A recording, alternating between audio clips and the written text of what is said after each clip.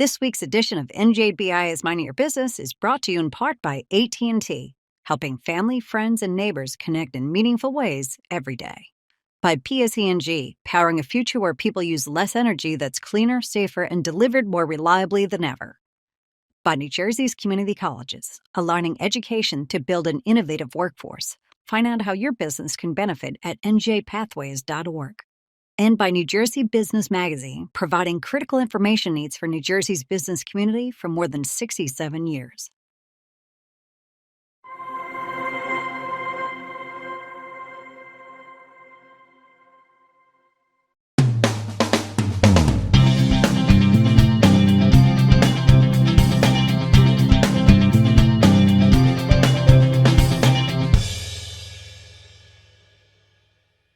Welcome to NJBI's Minding Your Business. I'm Bob Considine. Well, the increased cost of energy has become a big issue for New Jersey residents and businesses, and a new report just released from the Garda State Initiative exposes the staggering economic costs and unrealistic assumptions behind the state's energy master plan that some say got us here in the first place. And here to tell us all about it is GSI President Audrey Lane. Audrey, thank you so much for being here.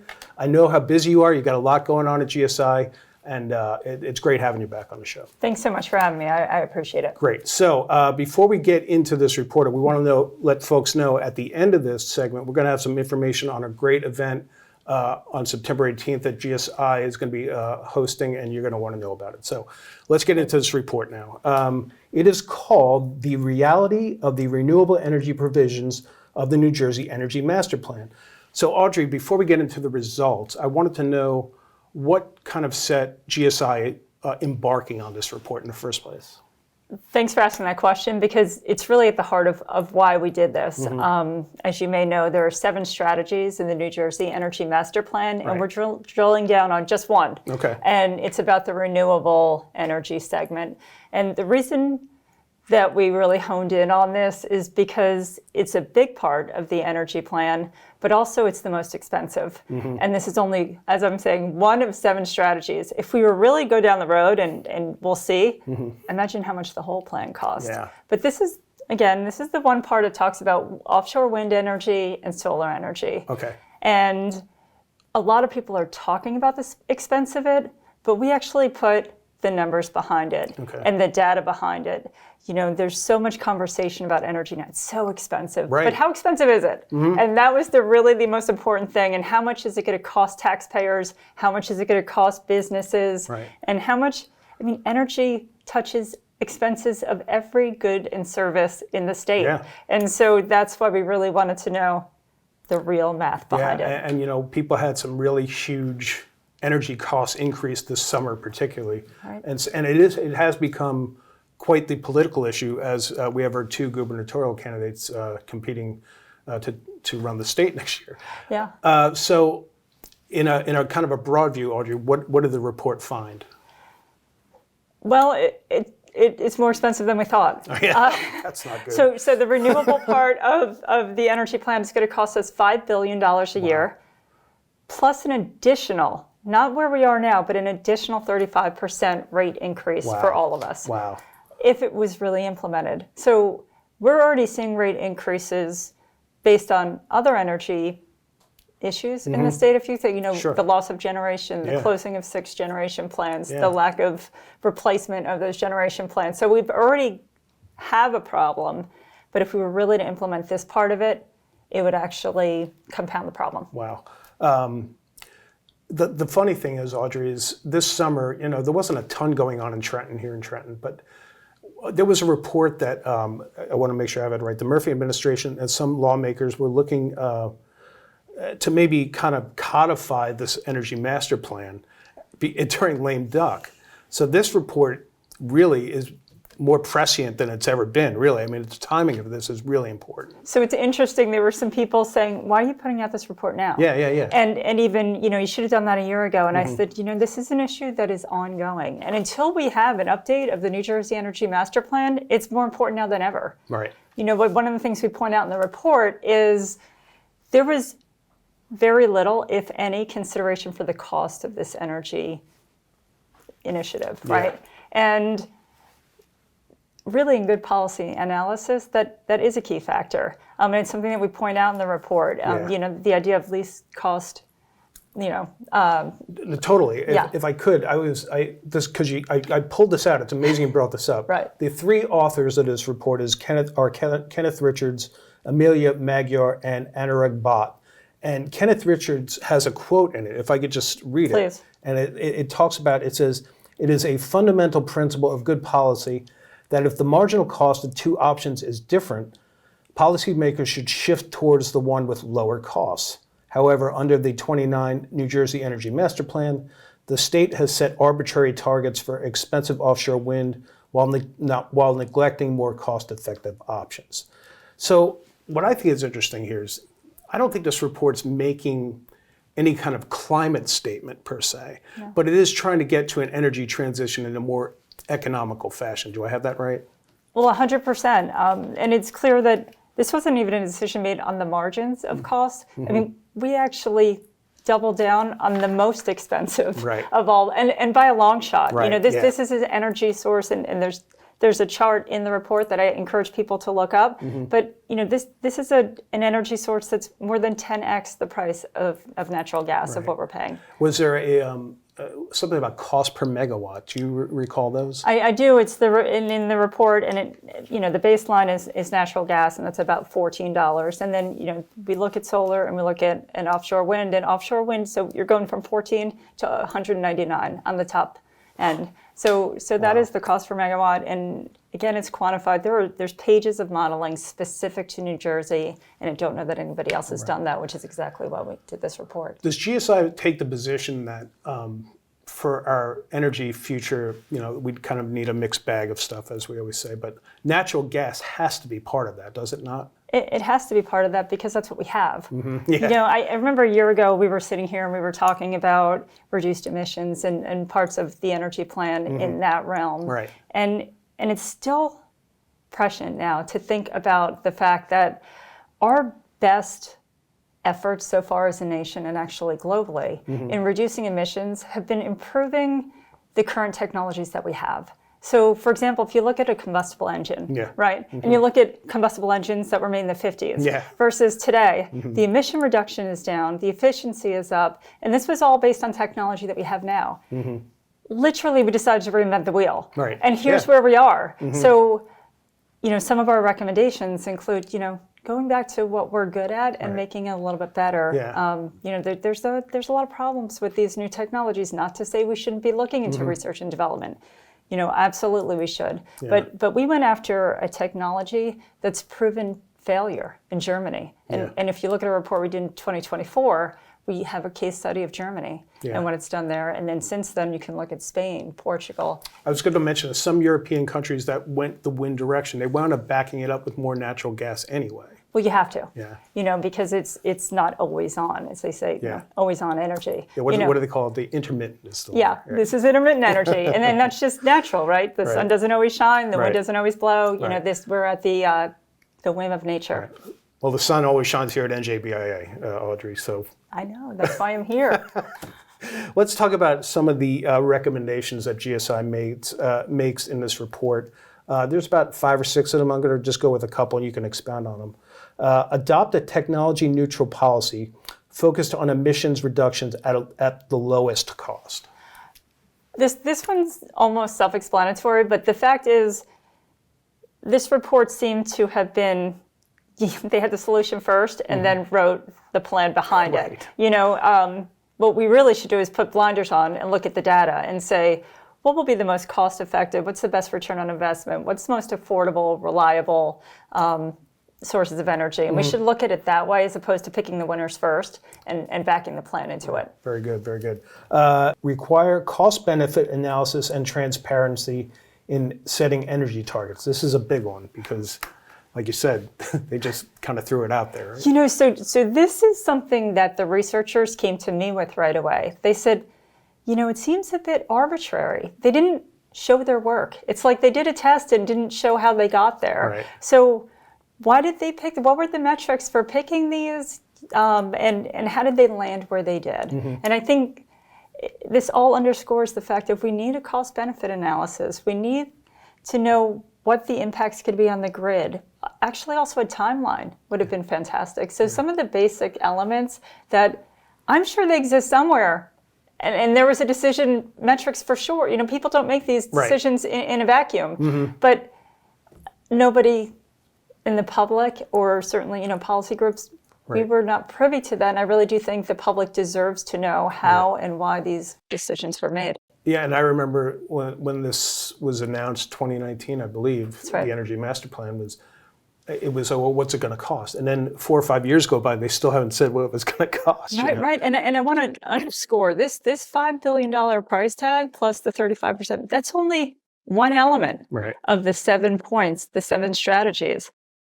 There are other strategies, the electric vehicles. What is that going to cost? The other 6, they're going to add up too. Well, I appreciate the data and even some of the math. It does get technical, but you had a great equation of the cost of avoided carbon, which really gets into, well, how much are we really saving, both from an energy standpoint and a cost standpoint by reducing carbon. So all good stuff. Audrey, you haven't been here in a while. So one of the things that GSI came through with recently, I guess sometime this year, is between the lines. It's njbudget.com. Can you explain to the folks what that is? Right. So this was a very exciting project for us. It was born out of a grant from the New Jersey Civic Information Consortium, and we had the opportunity to break down what we call the extras, the extra expenditures in the budget that are not allocated, by line item when the budget's passed. Items. Some people call it that. It might have a negative impact, but I'm being neutral on this. Sure. So we've got all of these items that we now know, because it's just been updated, over $700 million worth of expenses. Wow. And what we did was we put the data into this njbudget.com, into this site, and you could actually search it. You could search it by your municipality, your county, and you can look at, hey, how much is my town getting of these extras? Or how much is the town next door getting? Or how much are they getting in North Jersey versus South Jersey? You can really look at who's getting the extra money. Then that naturally leads to the question of why. Right. And I hope that people are asking the question why. But the other thing is you can start looking at entities, certain institutions, certain, one question that I have is you look at certain higher education line items. Why did this not go through the Department of Education? Why was it allocated in this way? Right. I'm not sure I have an answer to some of these questions, but I hope that this makes people curious and think about it a little bit more. Yeah, and the budget was finished June 30th, and we didn't get the information of what these extra projects were for a couple months, right? Or 6 weeks? I think it was a week or two ago. So we just updated the resolutions were just made public, and as of this week, it's up to date, and it links now to the resolution. So I was wondering if there's one of them that we probably shouldn't point it out, but has anybody said, wow, I can't believe this one? Is one in particular that blew everybody's mind? There are different ones that different people will pull up. I think if I broadly say higher education, it's surprising to some. Yeah.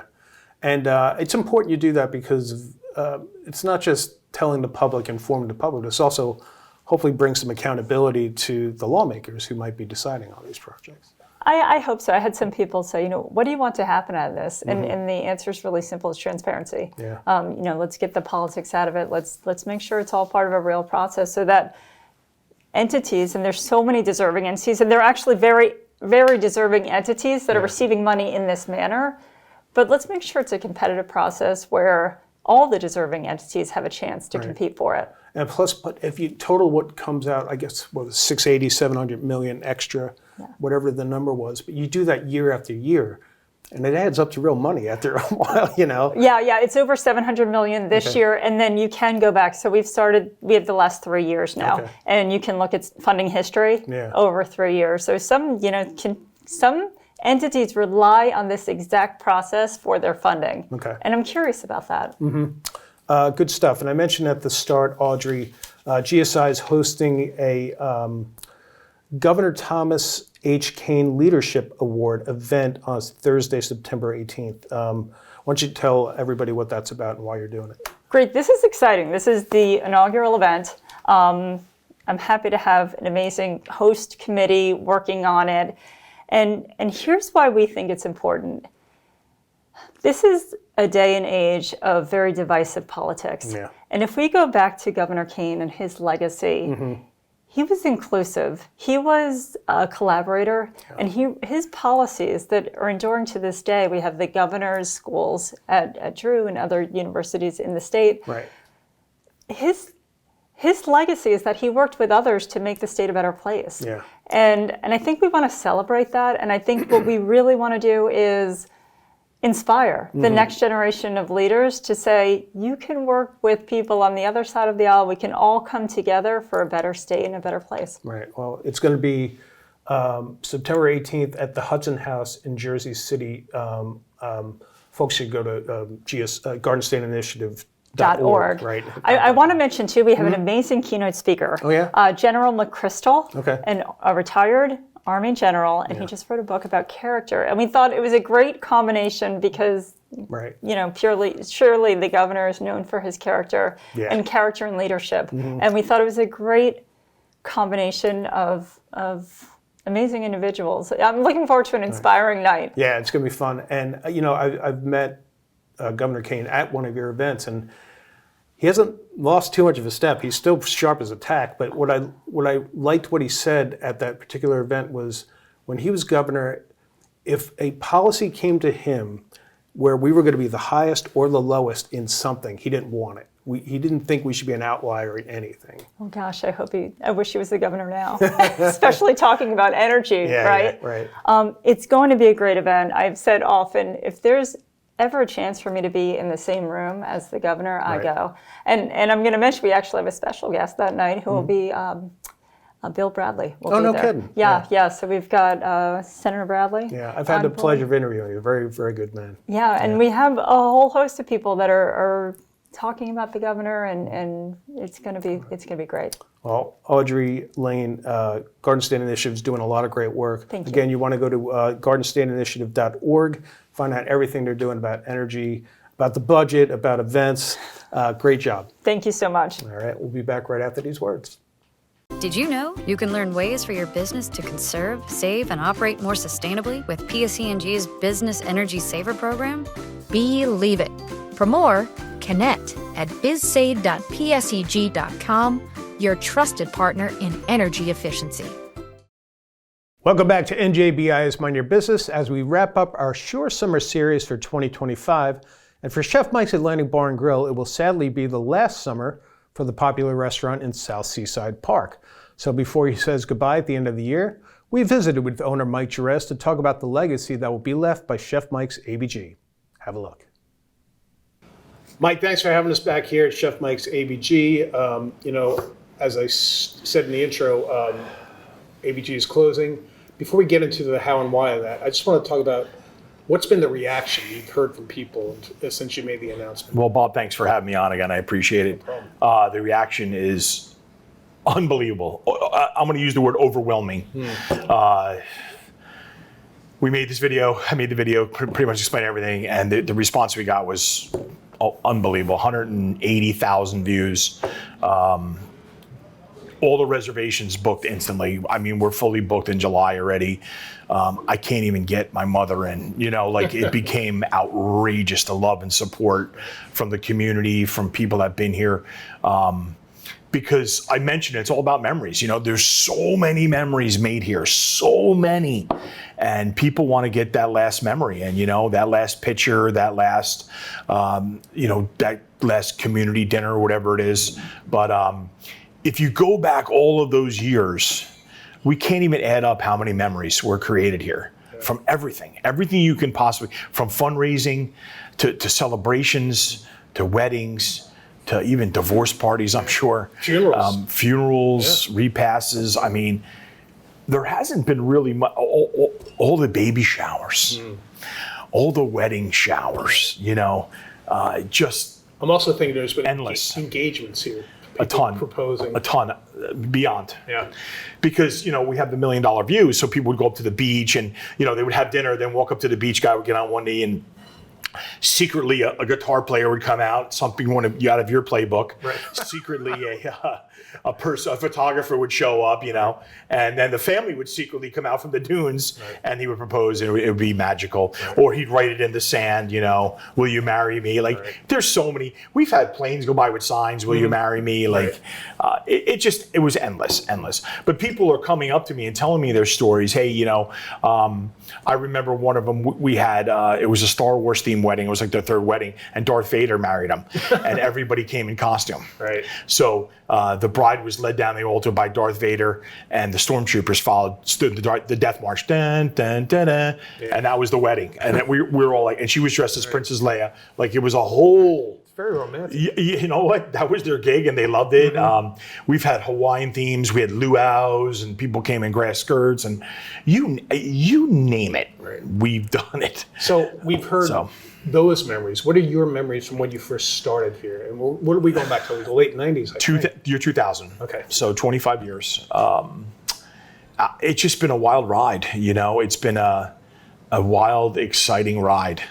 What about the growth? It wasn't like this when you first got here. No, it was completely different. And, we slowly built it up and wanted to, I used to work at a place called the Bluffs in the 1990s. And this just reminded me of that, being in Bay Head on the ocean. And we were a fine dining restaurant. I'm like, that's what we got to make this place, a fine dining restaurant. Because really, there wasn't really no fine dining restaurants around on the ocean. Yeah. And I was like, and then slowly, it took a long time. It didn't happen overnight. It took years and years and years. Plus, when I came back and bought it in 2013, we had all the adversities we had challenges after challenges. First of all, we came back right after Sandy. Right. 2 months after Sandy, we opened up. Nothing happened to this place. Right. Not even a drop of water. Right. Yeah, it was insanity. The roads had still sand on them trying to get here. So after that, we had the infrastructure where they dug up all the roads to redo all the lines. So we had that to fight. Right. The third was the closing of the bridge for 2 years because they had to redo it. So we had to fight that. There was no bridge. Then came COVID. Right. And we fought that for 3 years of not having patrons inside, outside dining. The limitations were just, for restaurants, we got really beat up, but we survived. Right. Every one of these things, we survived. We survived. Workforce challenges too, right? I mean, having proper staff is always an issue. Yeah, it was hard. I mean, it was really, really hard. It was a lot of adversity, but we overcame everything. We just powered through it. A lot of my staffs were with me for 20 years plus, so they stuck by my side. They said, "We got your back, brother. Let's do something." And I made it a real team, family type culture. I included everybody in every decision making that we had. And I listened to them. I listened to their concerns, their positive, what's the negative about it? What's the positive? But it was a wild ride. Let's put it this way. It's never boring. Yeah. It's never boring. Maybe we should get into a little bit the why the restaurant's closing. It's been a very successful operation for decades now. So. Well, not by my choice. Right. Obviously, I wish I had a say in it, which I don't. Right. The owner of the building and the hotel decided to retire and to sell off all his properties. Okay. So he listed it for sale. We knew about it a couple of years ago, but we didn't know who was going to buy it when, or were they going to keep the restaurant, the hotel. He would have liked if someone kept the hotel because his father built this place and it has very good memories to his father. Right. And his brother. So he would have hoped someone would have kept it and kept us going. That would have been phenomenal. Right. But a big developer came in and bought the property. He's doing 12 custom homes. And they're starting probably, our lease is till December 31st. We're going to be here till December 31st. Okay. Contrary to the belief that everybody thinks we're going to be out of here after the summer. We're not. Right. We're here till the end. But he's ready to get started and he's going to knock it down and build houses. So let's talk about this. When you made the announcement, it was very emotional, obviously. A lot of people, as you said, came out. But the one thing that struck me, you said, is let's go out with a bang here. Let's not just cry in our beers. Yes. Well, instead of being upset, let's turn it into a positive. Let's turn it into something happy and joyful, and let's celebrate it. Let's have the best one yet. that ever existed. Let's have fun. You know, every year, we do a great business, but we really don't have fun, to be honest with you. It's very hard. Right. You know, we're working a lot. Yeah. Most of the guys are working 75 plus hours and the staff. So it's hard. Yeah. So this one I said, well, instead of being hard, it's going to be hard, but let's try to enjoy ourselves. Let's have fun. You know what I'm saying? Let's do what we want to do and really just enjoy because this day today we'll never have this day back. This is it.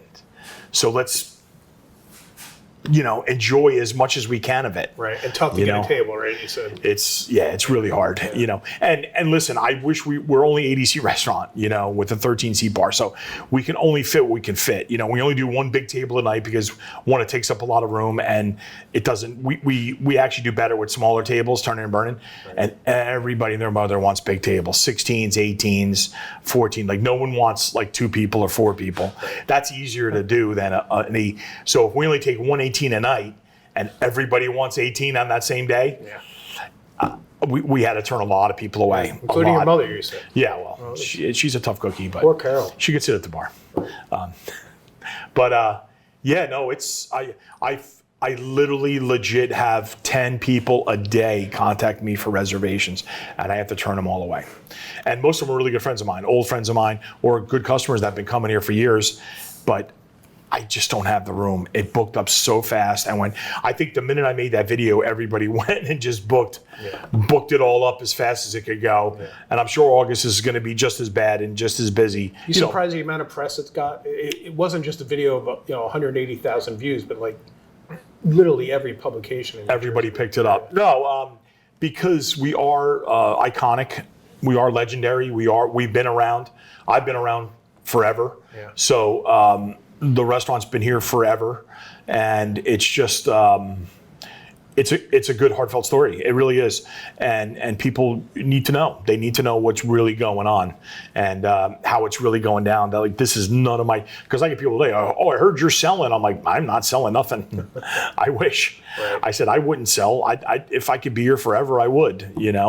But. Life is full of surprises, and you just got to shake it off and move forward. So the one thing everybody keeps wondering, well, what's next for Chef Mike? You probably don't know at this point. No, I listen, over the last 4 years, we looked at over 50 properties, and, I'm very particular. I have a checklist, and not one place has met all the checklists. It's very, very difficult, especially now this time of year, because everybody's in their season. Everybody starves in the winter around here to get to this point. So no one's given up that money, that season, including us. We had to get our season in. So after the season, we'll really evaluate everything come September and October and see what's out there. I'm not rushing. There might be a retirement in there. I don't know. But we'll see. I don't know what the future is going to bring, but. We're still going to just stay positive and concentrate on what's happening right now. All right, so last question. What do you think the legacy of Chef Mike's Atlantic Bar and Grill will be 10 years from now? 10 years from now, the legacy will be great food, great service, great drinks, with $1 million view on the ocean, that we really took care of people, and we did it our way. We never compromised. We never... changed our quality because of price. We never changed our portion because of whatever was going on in the world. We just we stood by our guns. The price was what it is what it is, but you're getting the best there is. And we never compromised, and we did everything our way, and never was forced to listen to anybody else of what's going on. We stuck by our guns, and I think the people realized that. And we made a lot of great friends, a lot, that will live forever. The friendships that I made with people that I probably would have never even talked to in life. And now they're like some of my best friends. And that's amazing. So that legacy will go on of the friendships and everybody that we met. And of course, my staff. My staff is... it's pretty awesome. You're pretty awesome. Thank you, my friend. Okay, thanks to Mike Jerez and the entire staff of Atlantic Bar and Grill. And thank you for joining us on NJBI is Minding Your Business. We'll see you next time.